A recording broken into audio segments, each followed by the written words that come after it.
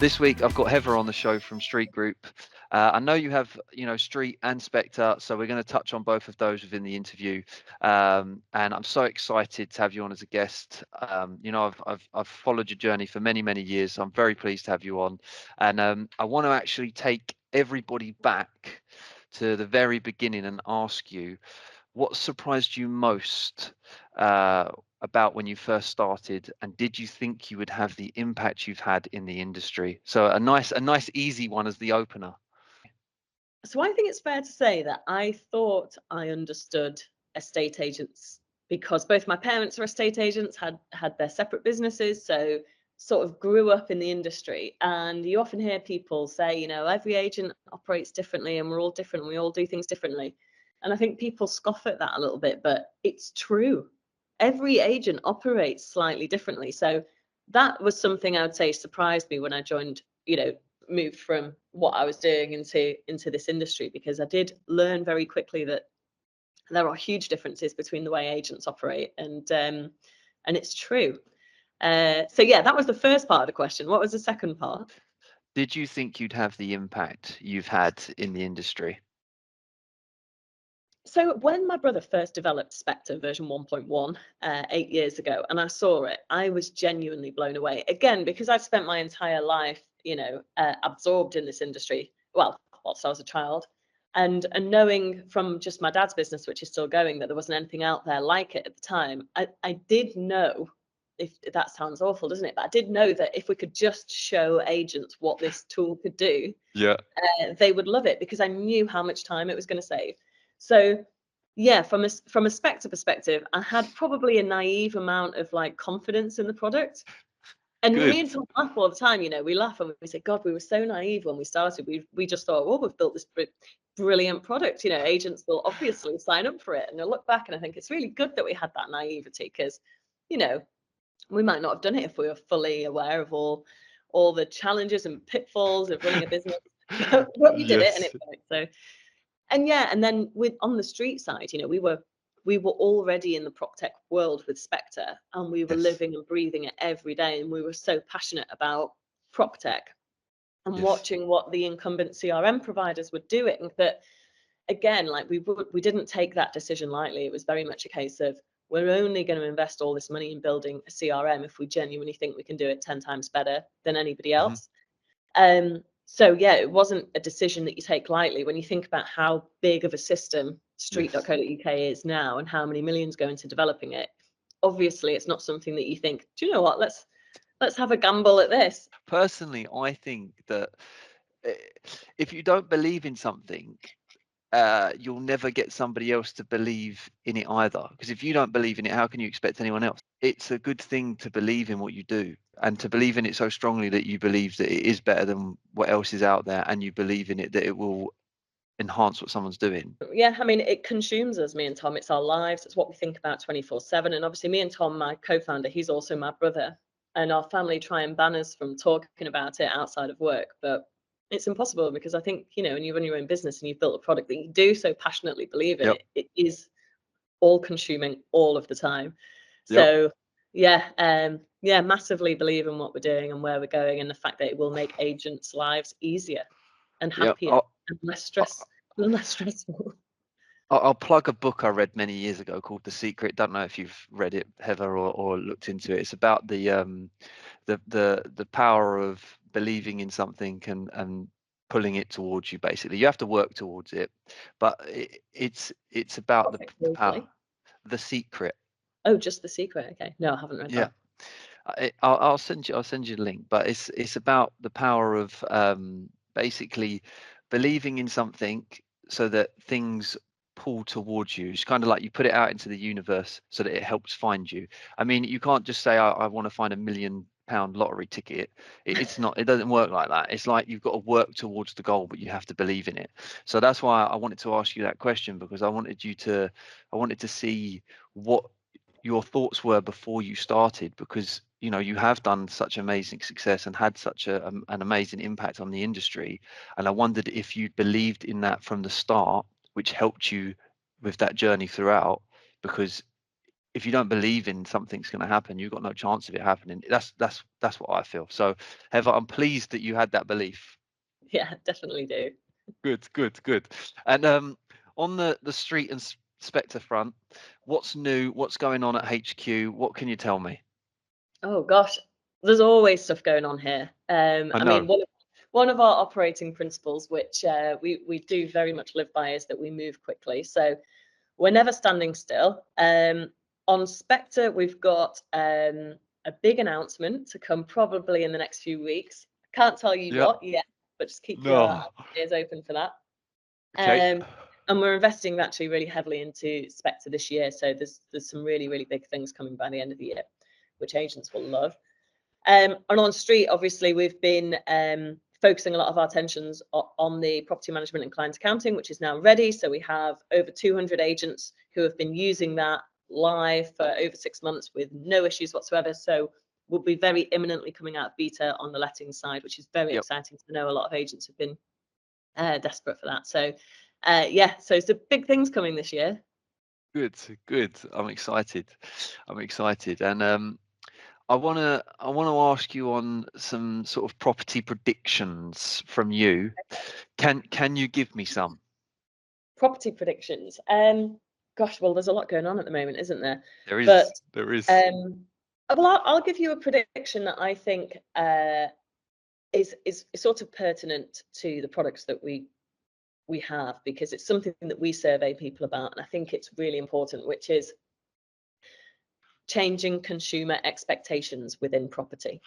Okay. So I think us, and I say us as estate agents, have sort of got away with not meeting consumer expectations in terms of how they want to communicate with their agent for quite a while. So, if you pick an average agent on an average street, typically the way that they will communicate with their clients is by phone calls and emails. And naturally, that's often quite a responsive way to deal with people. Um, and I think consumer expectations are shifting so quickly in terms of being able to, or wanting to do things from their mobile phone Mhm. instantly, 24/7 access, self-serve. And the frustration that people get when they don't have that is Mhm. growing and growing. And we did a huge survey recently, and it actually supported that right up to the oldest age category, which actually wasn't that old because it was over 65, but still, over 80% of people in the over 65 category said that they would have a preference for choosing an estate agent that offered an app. So things like Mhm. that. And how many estate agents have apps? Not that many. Foxtons have just announced that they've got this moving app. Um, Mhm. and they'll have invested probably very heavily into that.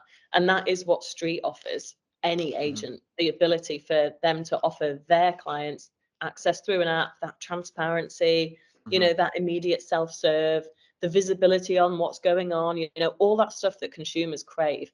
So I think Mhm. now that Foxtons have done it themselves, and consumer expectations are shifting quite heavily, and we're noticing more and more agents offer the ability to book Mhm. an evaluation straight from the website, things like that. I think we'll see a very big shift very quickly, and the ones that don't adopt that, the agents that don't adopt that functionality and sort of start being a little bit more tech forward, will feel the Mhm. pain of it quicker Yep. than I imagine that we all think at the moment. I think that's a great prediction. Do you know what? As you were saying that, me and my wife, we remortgaged the other day, end of term remortgage time. So we we used a solicitor who had a portal, and do you know how easy it was having a portal that tells you what's green, what's red, what's outstanding, what I need to do, messages through it, keeps it all in one place. It was fantastic. Yeah. It made it so much easier, and and this is the first time we've had the luxury of having one of them. And I thought, you know what, this is what everybody needs with when you've got stuff like this happening with information. Yeah, it's really true. So we produce, from a street perspective, what we call a B2C brochure. So a brochure for agents that they can brand up themselves, or we can do it for them. That explains the functionality that that person would get if they chose that agent through Street. They obviously don't need to say it's Street Hmm. technology. As far as that vendor or potential vendor is concerned, it's that agent's technology, Hmm. and that's the way we want it to be. Um, so we provide these brochures to say, look, you can leave these behind at valuations or whatever.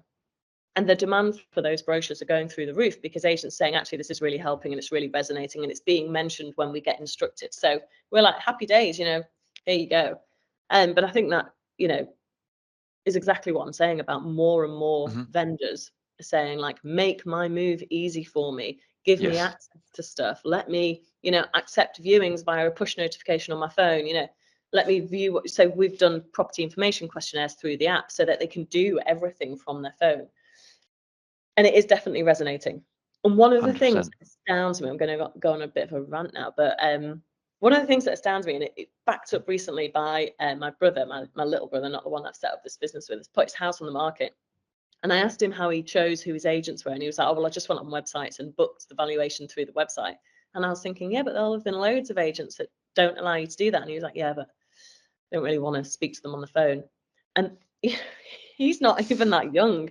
How many people are doing that? Yes. And then you have to ask yourself the question, how many agents don't have the functionality to allow people to do that? So they spend all this money on beautiful websites, which obviously they should absolutely do. And they spend all this money driving people to the website. And somebody gets there, they want to book an evaluation. They get to book evaluation and it's a form. And they think, well, I'm not filling that out. So if you manage to get somebody on your website who wants to book an evaluation with you, let them. It's Yes. mad that, you know, 2024, we're still making it painful for people to book an evaluation. One big agent we've got on the street actually has got 6 branches, and over 30% of all of his valuations are now booked via his website, via the street valuation booker. Fantastic. I think Yeah. that's a hot tip there, Heather, for agents. If you do nothing else or take nothing else away from this, that's a easy thing to add in. Yeah, if you're making people fill out forms on your website to book a valuation, there is an actual stat out there that I don't have off the top of my head, but with every line on a form, the drop off is something like 25%. So if you imagine anybody who's actually filled out that form, look at how many fields you've got, work backwards, and how you work out how many people will have gone on that page, started, and then not finished it. Cracking. And there we go. That's our hot tip. So, Heather, I want to ask you about stats. And I know you have interesting stats from the Spectre side. So, did you bring any? Can you share any?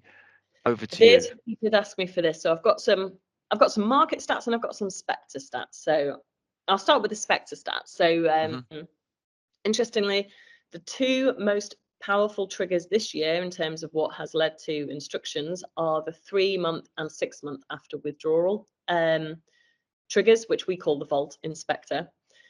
And I think that's just, you know, people got fed up with the market last year, took it off, and are now coming back. So, you know, my top tip to agents is don't forget about the people that withdrew last year.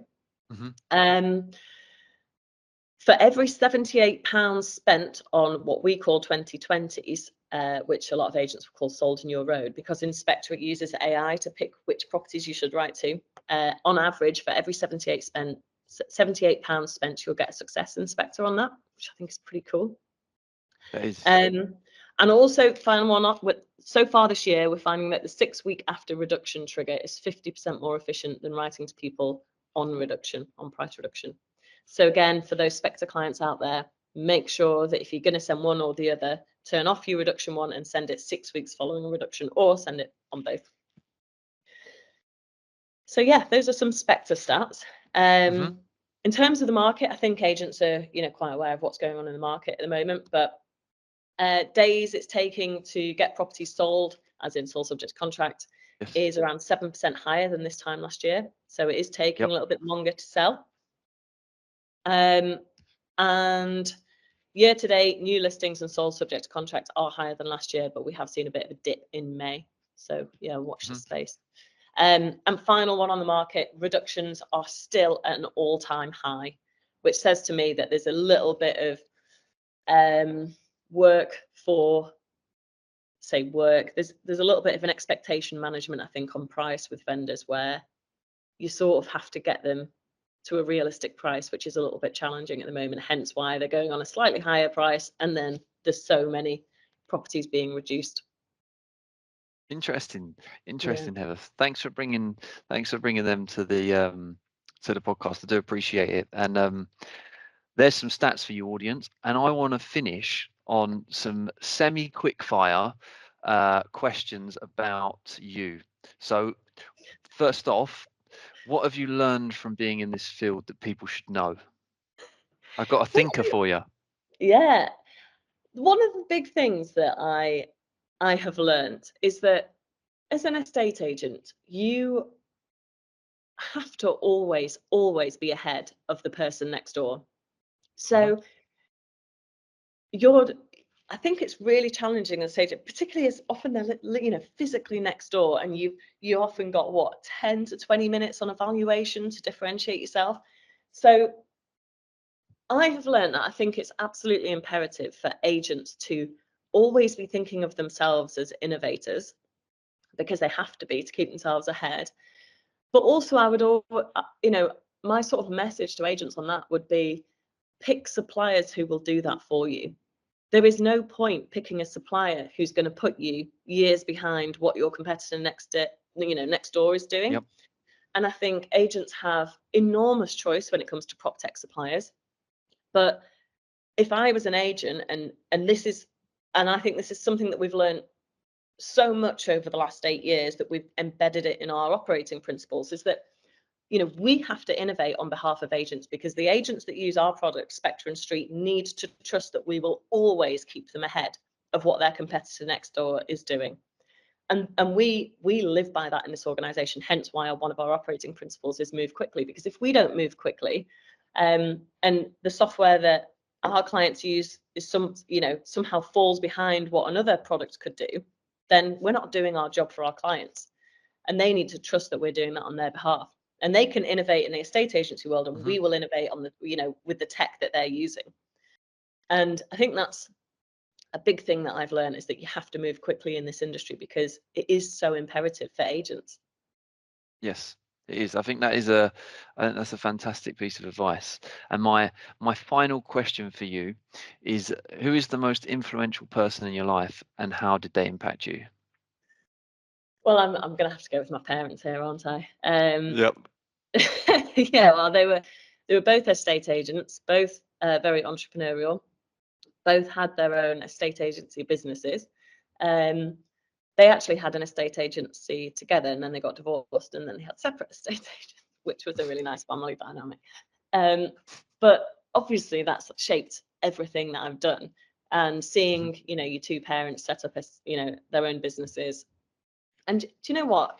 Work their asses off, like really graft for so long. I think firstly gave me and Tom a very good work ethic. Secondly, gave us the entire foundation that we've got in this industry, which we'd be nowhere without that, would we? But thirdly, I think, giving my mum a particular shout out. She was a mum of 3 children, set up her own business, somehow balanced it all. And I often think, that saying, you have to see it to want to be it. I'm sure the saying is Yep. actually much more catchy than that. Sometimes when people say, God, was it scary setting up your own business? It wasn't, because I always had this role model of my mum did it. I was under her desk when I think I was about 4 weeks old, and she just cracked on, and it never seemed scary to her. And because I'd had that role model, it never seemed scary to me. It seemed very natural. So yeah, I have to give a shout out to both parents for Brilliant. giving us the foundation, and obviously inspiring us to set up our own business, I suppose. I think that's a lovely way to end the show. I don't think we could Cheers. end on a much nicer note. So, on that note, thank you so much, Heather. I really, really appreciate you coming on the show, and I'm very grateful. Cheers, Lee. Thanks for having me. And yeah, thanks for everything that you do on this sort of stuff. I'm sure loads of people get a lot from it.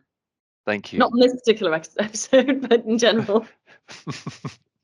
Thanks, Heather. Cheers, Lee. Thanks. Bye.